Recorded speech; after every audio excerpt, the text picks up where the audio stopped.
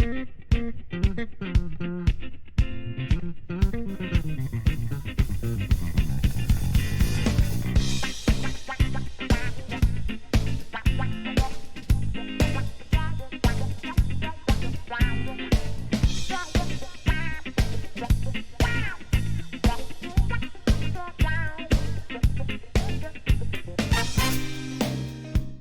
welcome to Last Time On. This is the podcast for people who want to watch all this prestige television, but who has time for all of this stuff? I know I don't. I'm Xhafer. And I am Ben. And we're back with our second episode of Into the Badlands. We have, as is quickly becoming tradition on this podcast, skipped the rest of the first season and just jumped to season 2, episode 1. Tiger Pushes Mountain is the name of this episode. Yes. And we get a time jump right off the bat. Yes, 6 months from the finale. Don't know how long that has been since the pilot. I'm going to guess... I have some speculation at this. Yeah. It's actually... We can just skip a little bit. We see the baby is, like, born, right, at the end of this 6 months. Yeah. And from the comments before, in the first episode, she had just been pregnant long enough to confirm, without a doubt was her wording, which to me means 2 missed periods. Maybe. I don't know how robust prenatal health care is in the Badlands. Well, that's exactly it, is I think you would, in lieu of a pregnancy test, 2 months, you might have the beginnings of morning sickness, and you would have missed 2 periods, theoretically. Yeah. I not just don't always, know if it's not definitive by any means. I don't know if it's I don't say something until I'm 4 months along, just because, hey, we've got sepsis everywhere. People get sick. Yeah. Well, that gives the 6 months, the 2 months, that puts us at 8. Puts us right about where it would be. So yeah, so season 1 is, with fuzzy math and leeway and stuff, somewhere between a month to 2.5 months long. So a lot of stuff happens real fast. Yeah. Seems like things have not gone well for our friends in the Badlands. Well, they're not in the Badlands anymore. Well, Sunny isn't. I would assume that MK is also not in the Badlands. It doesn't look like the Badlands. Badlands does not scream Waterfall Monastery to me. No, it doesn't. But we'll get to that when we get to MK. I do wonder, like, this is a lengthy time skip, longer than the first season took place, unless something has happened to the term of babies in post-apocalyptica. So we get this lengthy time skip. Yep. And I have to wonder how much the intended audience of this show, which is someone who's watched all of season 1, is in the dark as much as we are right now. I have a feeling like this ended with our main character Sunny being captured and sold off. So I would not be certain. That feels kind of recent to me. I bet you this ended with them getting kicked out of or banished or otherwise leaving the Badlands. Well, I have my theories onto that. We'll get there later. Okay. But we see Sunny on a chain game. We open in media misery. Yes. Where a bunch of people are yoked together. We see children digging through trash, which is sad. Yep, and we get the namesake of the show. It reveals itself. Sunny has been banished, extricated, or otherwise removed from the Badlands. And he needs to find his way back to her. Yes. We see they are being sent to, quote-unquote, the mines. And we find out it's called the Bordeaux Mine. Okay. They are not hunting for precious bottles of wine. If anybody orders Merlot, I'm leaving. I am not drinking any fucking Merlot! They are digging through trash. Yeah, Ben, I'm going to go ahead and say last time on, he got banished for mutiny or the pregnancy or something. We get some details about what happened with a big fight.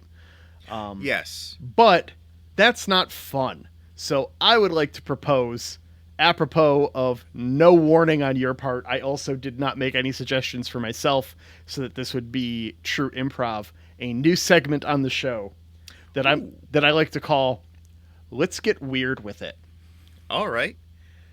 So, Ben, we know that Sonny has been banished from the Badlands. He has to get back. I don't want to know what happened to her. I don't want a thought out theory or a prediction. I want the most ridiculous, off the wall shit, stuff that is definitely not the case. And let's just see what we can think of. And then when we read our synopsis, if any of it's true, we can have a good laugh about it, okay? Okay. Let's get weird with it. All right. Well, I'm going to get weird, if you want weird. I want weird. So, at the end of last season, there is a giant fight scene. Yeah. People are getting roundhouse kicked. People are getting cut with swords. Mm-hmm. It's all popping. It's season finale. We're going all out. Yeah. And we do go all out. Sonny throws a giant spin kick, splits his pants, and everybody's like, "Oh, dang, dude, is that your wang?" And he's like, "Ah," and runs away in shame. All right. I'll get a little weird with it, Ben. We've seen some light magic, some mysticism on this show. And I suggest that instead of being banished or otherwise moved from the Badlands by what we would normally consider to be physical means, that we have some mystic bullshit happen, and that a meteor or some kind of font of magic happens upon, and he is magically teleported somewhere. He has no fucking idea where he is. He just appears and is in a chain gang. Well, Xhafer, now you're thinking with portals. I am. So I liked... You want to keep getting weird with it? I mean, we both took a turn. Okay. It's a new segment. We're feeling it out. Yeah, I'm fine with that. Okay. I'm fine with... We drop it on the other... drop it, and we both have to come up on the spot with a weird suggestion. Okay. But we see how far medical science is going when the guy behind Sonny in the chain gang, just apropos of nothing, starts coughing up blood. Oh, I think I've been poisoned by my constituents! Yeah. And our mine proprietor, called the Engineer, because people get cool titles in a post-apocalypse, is just like, all right, well, just kill him now. And then we get Sonny, who is both yoked and yoked, kicking the ever-loving crap out of a bunch of guards. Yeah. Kills a guy with his own knife, breaks a guy's neck with his feet, smashes his yoke before the Whip twins come and string him up. And I did like, in our previous episode, the pilot, we had our bandito leader. Yes. Who was just watching as all of his guys get killed and making Xhafer incredulous. Yes. I liked the Engineer's version of this, where it's like, man, there's always one. Do you know how many kung fu fights I've seen? You're not special. You're not interesting. We've defeated several Keith Carradines and 2 Keanu Reeves. You're not special here, man. Yeah. I really dig the Engineer is in the steampunk aesthetic. Some steam-powered draft fan here. He has made a fashion choice that is gears. He's got gears sewn onto random shit. And I'm going to go ahead and maybe not make any friends with this statement. This is the stupidest shit. I love steampunk. I love steampunk as a setting. Steampunk is so cool. It's so fun. It's so unique. But gears as a fashion choice has always and will always be dumb. Just glue some gears on it and call it steampunk. I like it better than welding goggles as fashion accessory for people who don't weld. At least steampunk tends to be like, oh, well, it's electric coils and Tesla shit, so I need these. Like, that at least makes sense to me. Gears sewn onto vests makes no sense, except I have a vest and I need a way to show that it's steampunk. I don't understand it at all. Like, it is just completely foreign to me. You know what provides absolutely no utility? Putting a peacock feather on a hat. At least that looks cool. Some people think gears look cool. Maybe I'm too utilitarian here. I don't know. I don't think so, because there's nothing utilitarian about big-ass feathers. You're forgetting the flowers and the birds. I'm not. I was holding those in my back pocket, but I would have had to take the gears out to get to those. All right. Daniel Wu whoops some ass while in a stockade here. He uses it as a ninja warrior bit, suspending himself from some Calyx shelves while fighting in the air until the stockade breaks. Yeah. This is fun. This is fun. He kills like 8 dudes. Our clipper has gone to picker here, which is the post-apocalyptic term for a slave miner. Now, this is a lot of fun. I also just do not appreciate, like, I understand I'm suspending my disbelief, as we established in the last episode. That is what I'm bringing to this series. My disbelief, it's over there. But, one, you have a guy kill your, 8 henchmen. Mm-hmm. If you're going to let him live, which is already a big if. Yeah, what are you doing? Why are you just sending him down into the mines to dig up trash? Why aren't you okay, you are now in officer candidate school for goon. I'm going to try and turn whatever you got going on into somebody in my crew. Yeah. But instead, they pick the worst choice, and it's just knock him out, throw him back to work. He'll be dead soon. Yep, it is a weird choice for sure. I wish I had a list of actors from the title cards in season 1, but I am not that attentive, nor my recollection that strong to see if any names are missing. I do notice some names are missing, Xhafer. Some names are missing. Yeah. I completely miss all of this. Well, I'm not IMDbing things. I'm playing by the rules. It really seems like some names are missing. I will say it's very obvious Nick Frost is added in, though. Yeah, cheater. Say hello to Eddie. Hey, it was my one freebie. So, after Sonny gets knocked out, we cut to a beatific monastery where we've got staff fights going on. Yeah, this looks very paradisey. Good for MK.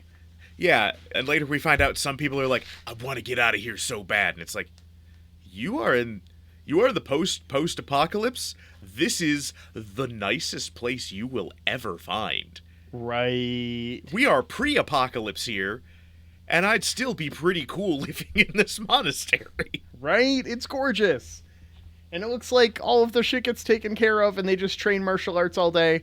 I mean, I am of the mind, and we'll talk about this more in a little bit when we get to it, but I do think everyone here is here against their will. It does kind of seem like they find everybody with MK's special power. Yeah. And are like, we are holding you here. Very specifically, at one point, MK strikes his sparring partner, and she's all like, hey, you know that there's a no contact rule. Yeah. Which to me is like, oh, if any one of these motherfuckers bleeds, they're killing everyone. Or it's going to be be nasty. Yeah, it's going to be a domino effect until there's no one left. Yeah. Which is maybe, if this is a common affliction in society, or at least one that you're aware of, that there's 20, 30 some people that have, maybe removing them from society as a whole is the way you handle that. Well, and it's also, if you're able to teach people to control it, one, they are very, very powerful things to control. Yeah. And two, like was hypothesized in the last episode, you don't have to worry about, oh man, I was dicing onions, sliced my thumb, and now I killed Aunt Julie. I'm sorry. Yeah. So, getting back to where we're actually at in the episode, Sunny does have a dream of Vale, who is very pregnant. And then with dream logic, this is a little inconsistent, but probably close to where she would be. Mm-hmm. It depends on... He's got an idea of how far along she is. Yeah. But then Sunny wakes up, and he is Nick Frost's little spoon. Yeah. We get very, very face dirty Nick Frost, Yeah. but a very well maintained beard. Yeah, his character's name is Badgie. This ends now, Badgie. After I gut you, I'm gonna slit your little green friend's throat and take a bath in her blood. He notes right off the bat that his previous bunkmate shit himself to death. And when you are chained together, Yeah. Nick Frost had a bad time. That is a bad day. But I have a question immediately upon meeting him. His accent. Oh. He is the only one we've seen with a British Isles accent. Everyone Yeah. else has been very firm in Americana, right? Or I am clearly a foreigner putting on an American accent to some ability. Yeah. Some are more successful than others. Now, it's probably nothing to read into, right? But we are post-apocalypse. There are cars, but do you think there are planes or regular oceanic travel? I don't think regular, but I think there are still boats. I think this And, is yeah. evidence of that, to be perfectly honest. If he were to have come over as a young child, he probably would have lost the accent by now. And if he was born in presumably somewhere in America, based off all of the other accents, he wouldn't have it, unless he was very isolated with just his parents and they Or came some over sort of later. But expat community sort of thing. yeah, but it's very unlikely that he would keep his accent. So Ben, I have to ask, what happened to her? What the hell happened to her? But I got the van. Well, from what we learn about Badgie later, he is a guy always looking to make that next score, take that next step up the ladder. So I believe that he got the opportunity of a lifetime, or so he thought, and was given the chance to try and smuggle something from the UK to America. Something they knew, they'll pay big for this down in, Miami. Mm-hmm. Get on a boat, get it over there. And alas, unfortunately, when Badgie arrived, they were like, hey, it's easier than sending you back with all the money? We kill all of you and take the stuff anyway. And he has to run for his life and now has no way back home and no support system here. In fact, the people in Miami want him dead. So he's been making his way west across America, one scam at a time. All right. As they enter the mines here, Sunny asks Badgie if he happens to know a quick and easy way to escape that he just hasn't bothered with yet. Mm-hmm. Hey, escaping's pretty easy, right? You're just lazy? Yeah. Oh, don't get me started. And Badgie tells him, there's an easy way out. In the back of a cart with the eyes rolled back into your head. All dead.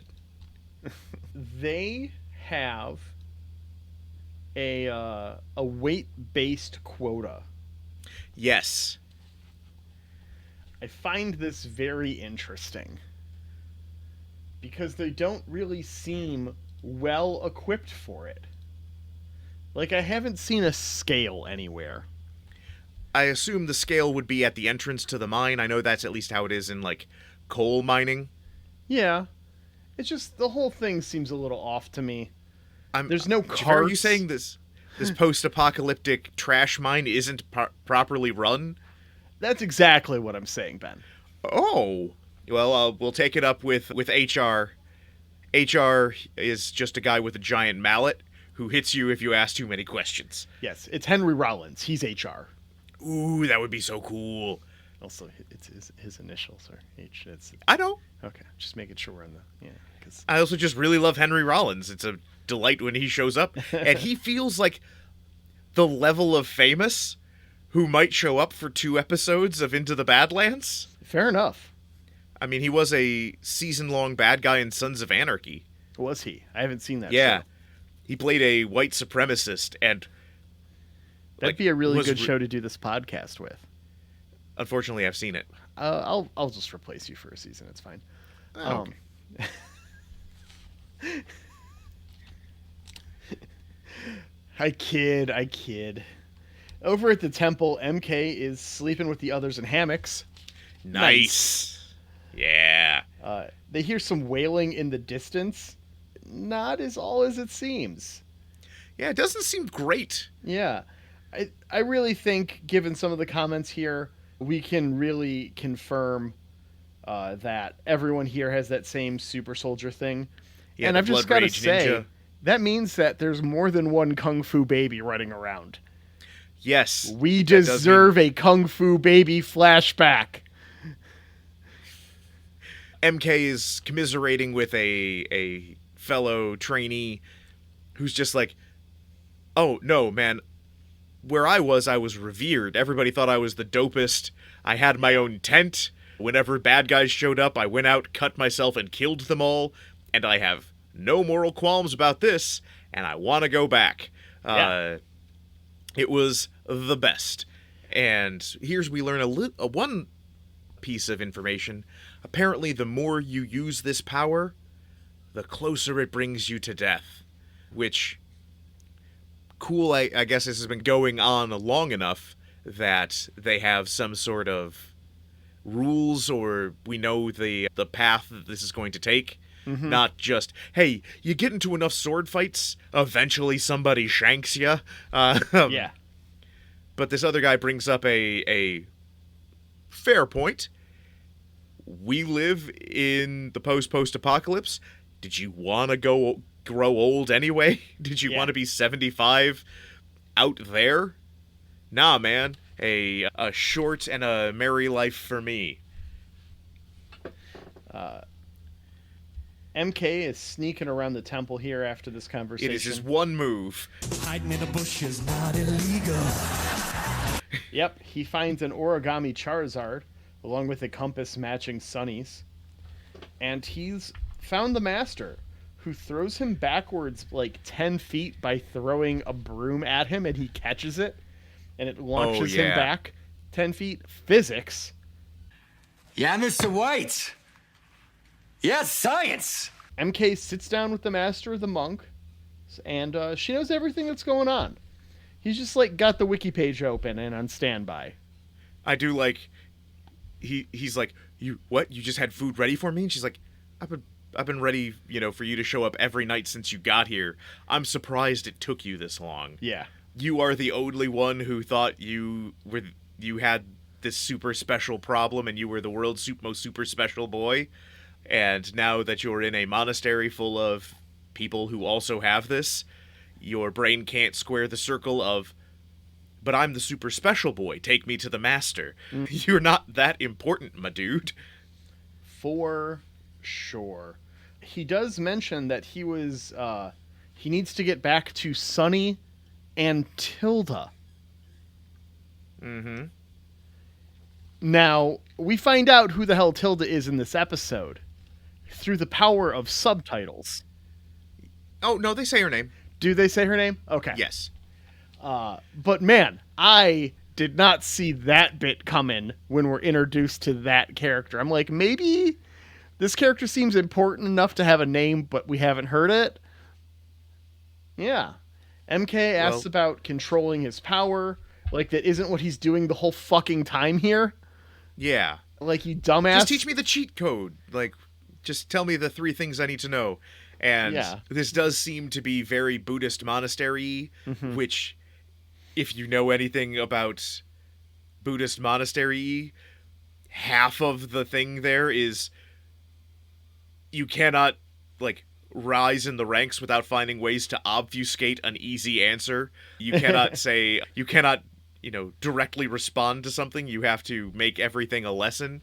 Yeah, so we learn his attendance is not optional, and the master beats him up when he's in beast mode after activating it with a paper cut.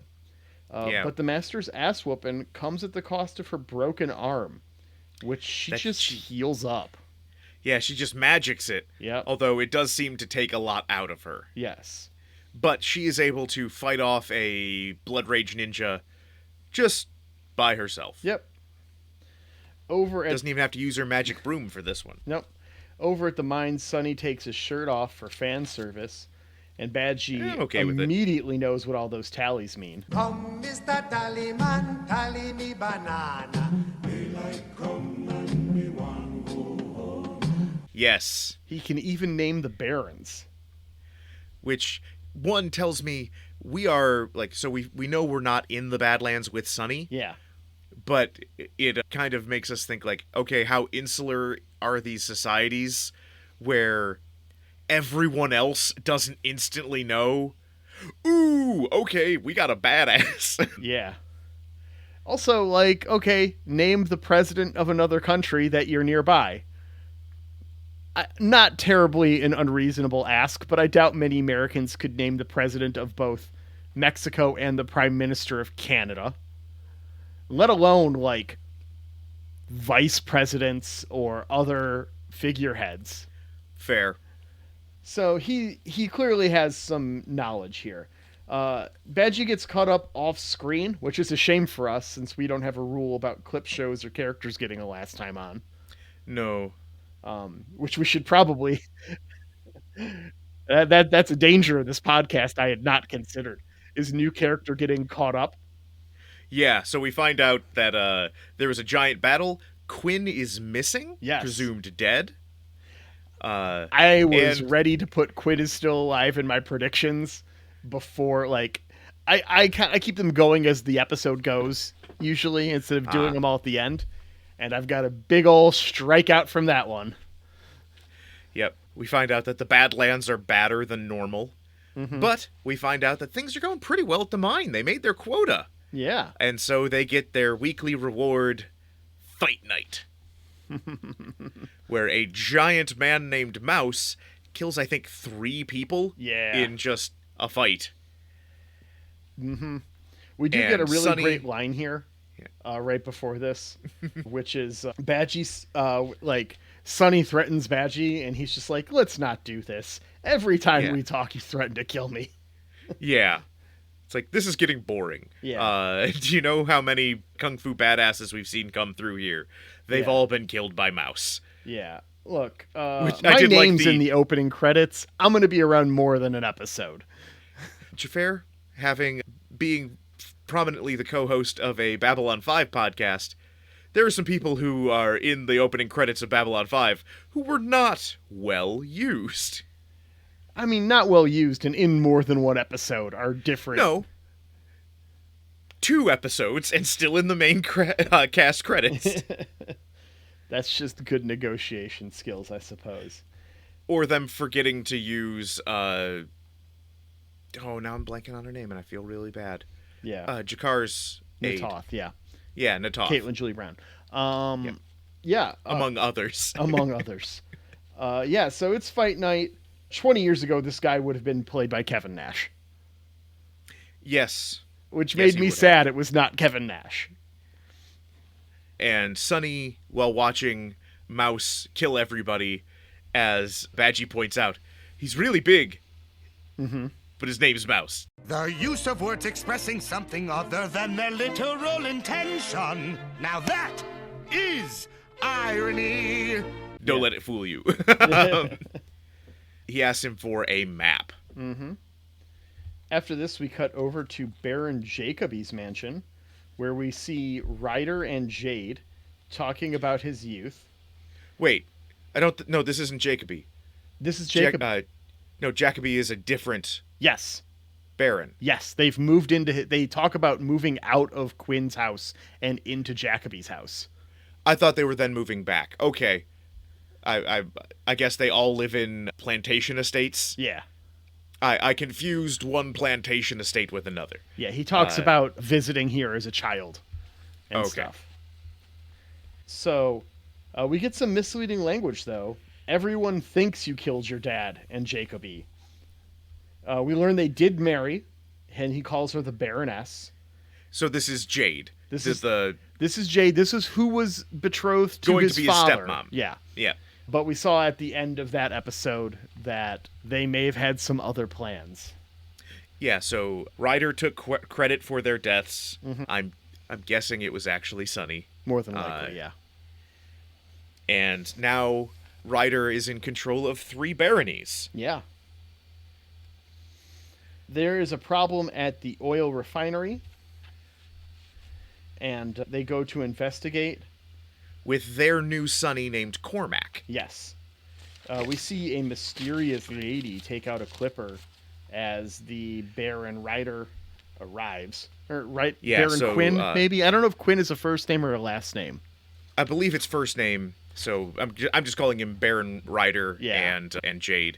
Yeah, and we see Page Boy, Page Girl stabbing people and assembling an explosive crossbow bolt like she's Rambo from Rambo 3. Yeah, discount Cara Delevingne.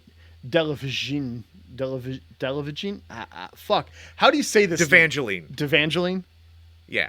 Cara Devangeline. Discount Cara Devangeline here is proficient in improvised explosives, we see. And I wouldn't say discount. I don't think Cara Devangeline is name brand. Hey, she was in a starring role in the 2nd season of Only Murders in the Building. Okay. That show's great, Ben. If you say so. That show's fantastic. 100% worth your time. As I'm just going to keep calling her Page Boy, Page Girl. Okay. Because she has a Page Boy haircut.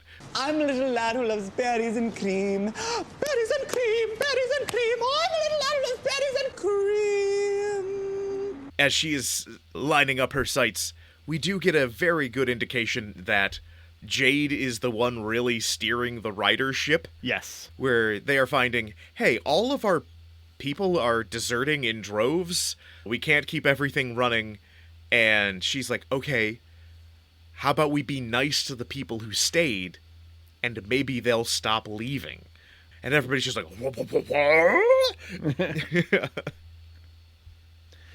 Assassination attempt on Jade and Ryder commences as a dozen more murder maidens come out of the woodwork, all in matching outfits. The sign of a high-end assassination attempt. Lady assassination attack! And led by the Widow. Yes. And they are I'd like to kicking think a lot of butt. They all went to like their local screen printing baron and got matching t-shirts that they're all wearing underneath the coat. Like Jade and Ryder assassination attempt 2263 or whatever. I tried to assassinate the Baron and all I got was this stupid t-shirt. Yeah, exactly. Like something. But Xhafer, we do get the answer to your big complaint from last episode. Yes. And my exact explanation of what was going to happen when we saw everybody just busting out crossbows. Yeah. Well, our ninjas are going to duck them and block them with swords. And you know what you don't have to reload? A sword. A stab, a stab, a stab, a stab. It's true. Oh, so the Widow, unlike what it seems like we got from Quinn or definitely Ryder, she leads from the front. She murks like 30 dudes. Yeah. Very impressive. Yep. Cormac finds Jade, hands her the most janky knife ever made, and starts to remove her from the fight that has broken out. We get this sword fight on a stairwell with actual good 2-weapon fighting. Yeah. Oh, it was so good to see. There's lots but also some fun some fun kung fu stuff Yeah. like, oh, hey, we locked a door. You can't come up the stairs. And the widow is like, I'll do kung fu shit up balcony to balcony, grabbing chains. Your doors mean nothing to me. Yeah, this was so cool. And then Cormac gets turned into Gormac as the widow, like, executes a Mortal Kombat finish him Right? on him. It's and absurd. just slices him like 30 times and then cuts his head off. Just for fun. She gets outside and kills 6 dudes with 2 throwing stars. Yes. I paused because I was laughing out loud so much that I could not pay attention to the show when I saw this. Well, see, so here, Xhafer, here is where last time on, we find out that these guards were trained by Clipper Bombay, and they are in the dying V formation. Because ducks together. Quack, quack, quack, quack, quack, quack, quack, quack, quack, quack, quack, quack. No!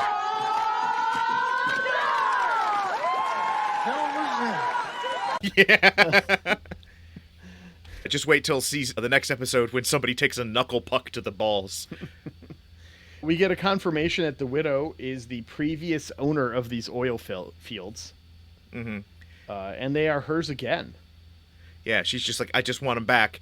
Get out of here, or there will be blood, and it will be yours. Mm-hmm. Over at the mines, Sonny fails to meet his quota on purpose to get put in the cage fights. But he does get his map first, which Yes. I did love Badgie's thing, where he gives Sonny the map, and he's like, how accurate is this? And Badgie's like, I don't know, I just asked the oldest guy here.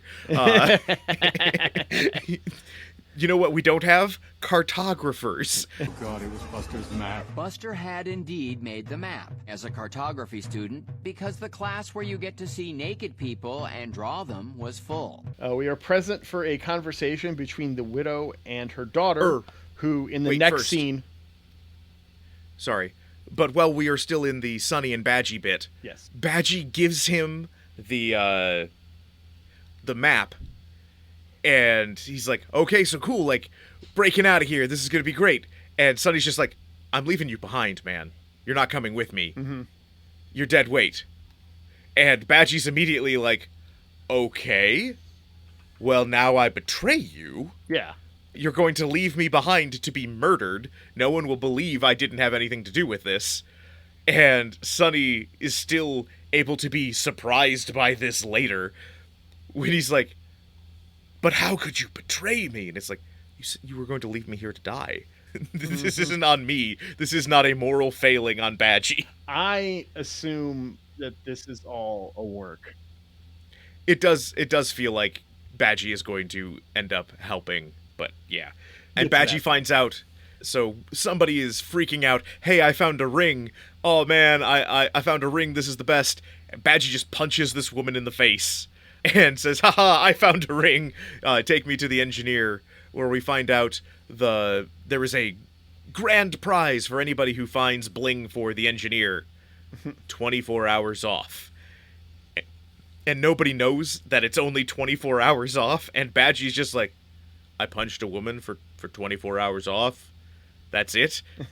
And the engineer's like, you want to go back to work? No. Oh. But it does feel like, hey, I busted my butt to win the office prize pool. What is it? A work from home day. That's it? Okay. It needs needs boss approval, though. So no days where we have any meetings that are always scheduled for our in-office days. It is like that, though. Oh, that hurts, Ben. Yeah. That hurts. So we cut back to Page Boy, Page Girl, and the Widow. Yep. In the next scene, we find get out- confirmation that this is Tilda. And that it is the Widow's daughter. Yeah. The widow talks about a better future, and they go outside and they run into some clippers who have been captured. And they're all like, well, what if we don't want a better future? What if we want to continue being enslaved but slightly better off white dudes? Yeah.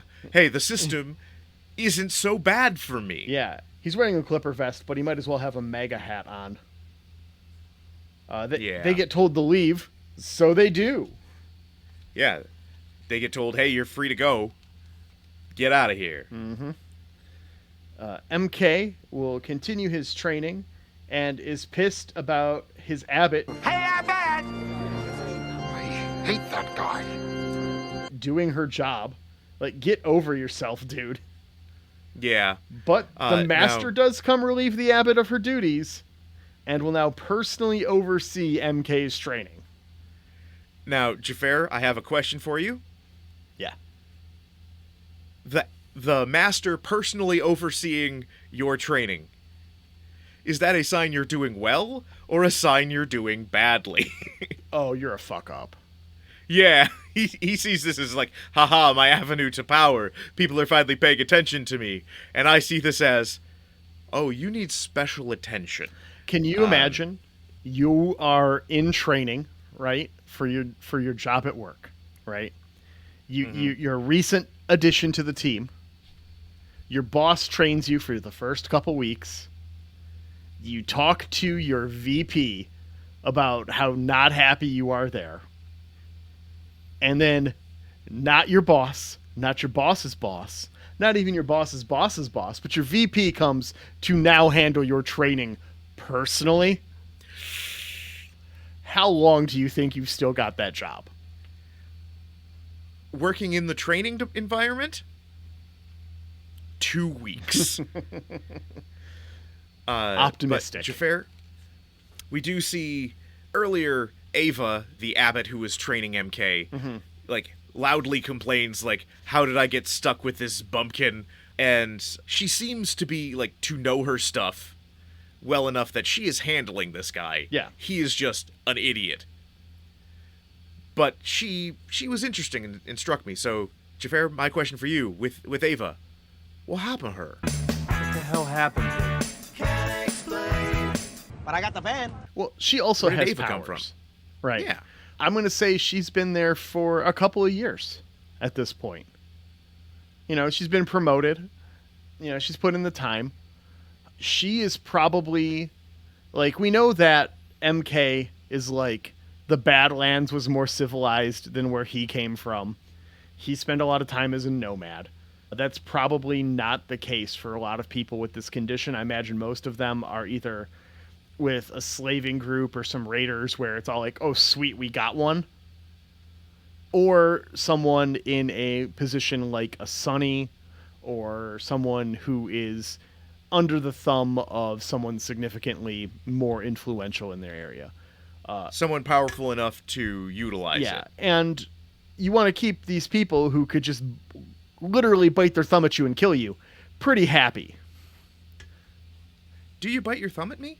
Well, I don't, because I don't have blood superpowers. But if I did have blood superpowers and I wanted to kill my boss, well, not my boss, I guess my master, whatever, it's, yeah. I would definitely be that dramatic of a bitch where that's where I would get the blood from, is biting my thumb at someone.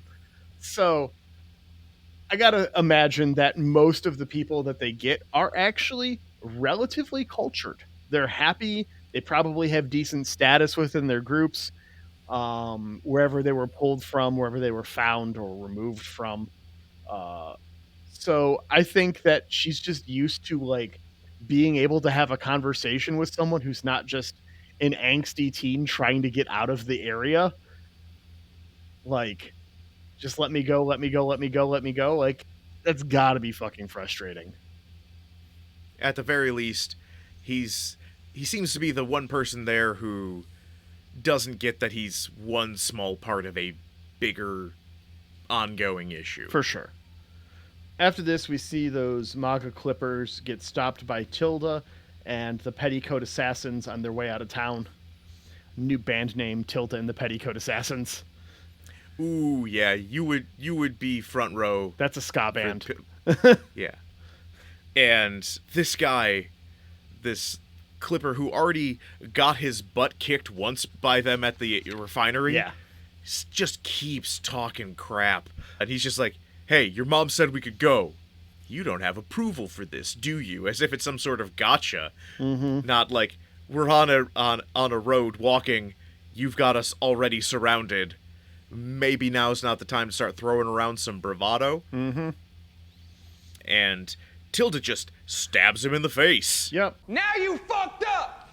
Now you fucked up! Now you fucked up! You have fucked up now! Now you fucked up! Now you fucked up! Now you fucked up! Now you fucked up! Now you fucked up! Now you have fucked up! Mr. President, will you please be quiet? Suck my presidential cock, bitch! Just like, hey, you abused some women, so you're all fucking dead now. Yes. Yep. So they leave a big mess in the middle of the road, though. Like, think of the refugees you were actively welcoming into your area, seeing this as you dramatically walk away. Also, now, Xhafer, well, you've had your things you cannot get past. My problem here, Tilda stabs this guy in the face, and then just, there's a shot of her putting her bloody knife back into her scabbard. It's like, no, you can't clean the inside of a scabbard. That's why you wipe the blood off the blade first. It's true. Because otherwise, it gets super gross and, like, dries, and you can't draw it again. A whole set of problems. It smells bad. Ugh. I mean, I know it's the post-apocalypse, but... Still, proper You're getting proper your page boy haircut somewhere. Yeah. Badgie turns in Sunny. Sunny finds out quick. All part of the plan. Sunny gets taken away, and we get cut to some sewers with a soapbox derby poster on the wall. Did you see this? Yeah. Yes, I did, and it brought back memories. What the actual hell? Did you ever do a soapbox derby? Oh, I did do soapbox derby, but it's just like, okay, so like, I'm thinking Pinewood derby. I did not do soapbox derby. Oh, okay. But yeah, it's just like, this is still a thing, I guess, somehow. Or it's a really old poster that didn't decompose because it was in the sewers. I think more likely a subway tunnel. Yeah. But we see Vale and the baby being delivered by Baron Quinn. Of course, yeah. Literally nothing else. All right, so I'm going to roll 2d6. We're going to see where we're going to. And then once we know how many episodes we are skipping ahead, we'll make some predictions. I thought 2d4. Oh, 2d4, sorry, yes. 3 episodes. That means we'll be watching Season 2, Episode 5. I will look that episode up in a few. But first, predictions. Okay. Lincoln, what are you doing up there? Guessing? I guess no one's coming. I have seen into the future. You ruined the prophecy. So my daytime prediction, Yeah.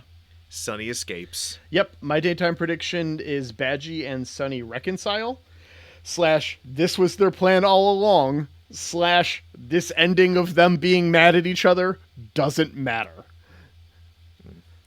I think there's still going to be some underlying tension, but that it ties into my evening prediction, which is Badgie actually helps him escape. Yes. So Badgie thought he was going to get some better reward for this, for turning him in. The engineer says, oh, he's trading his freedom for yours. I think that the engineer will not actually be letting Badgie go. And Badgie is going to use his newfound, like, hey, I get to be, like, next to the engineer at your fighting mouse. I'm gonna, like, shank him and we're gonna run. Yep. My evening prediction. We're going to get some lip service at some point to how no one has ever been successfully cured from MK's condition. There is nothing that can be done, but we will learn. MK's master has the same shit as all of them and has actually learned to control it without going mindless, and that is the source of this mystical power. I think that's right. Prime time. My prime time, Quinn wants to use Sunny and Vale's baby to get back to being Baron. My primetime prediction is MK is going to end up rescuing Sunny.